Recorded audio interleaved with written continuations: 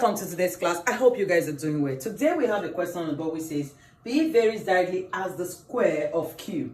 If P is equals to 3 when Q is 2, find Q when P is equals to what? 6. So this question is under what? Variation. You remember we have different types of variation.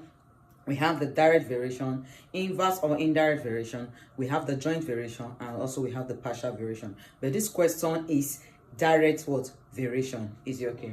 So mathematically we could represent it as P is directly proportional to the square. P is directly proportional to the square of what? Of Q. Now this is a sign of proportionality. We don't use this sign to solve in mathematics. Therefore we have to introduce a what? A constant. So what do I have? P is equals to K Q square. Is it okay? Now the question now says if the value of P is 3, that is 3 is equals to what? K, and then the square root Q is what? Is 2. 2 raised to power what? 2. So what we have is 3 is equals to K 4.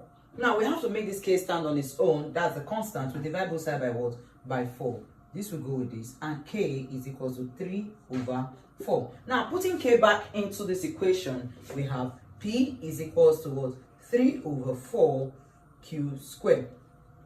Now the question now says find Q. That is, we should find Q when P is what?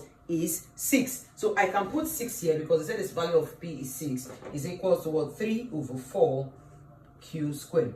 So what do we do? Cross multiply. This will multiply this. It will give us what? 6 times 4 is equals to 3Q squared. Now, for us to make this Q stand on its own, we have to divide both sides by what? By 3. This will go with this, this will go with this. This will divide this. 3 is what? 2. So Q squared is equals to what? 8. Now, how do we look for the value of Q? Therefore, we take the square root of what? Of both sides. And then, how do we take the square root of both sides? Square root of Q squared is equals to square root of what? 8. This will go with this. Therefore, Q is equals to what? Root 8. Which can also be written as Q is equals to what? 4 times what? 2. Is it okay? So Q is equals to, the square root of 4 is what? Is 2. 2 root 2. So that is our what? Our answer. I hope you understand. Thank you for watching.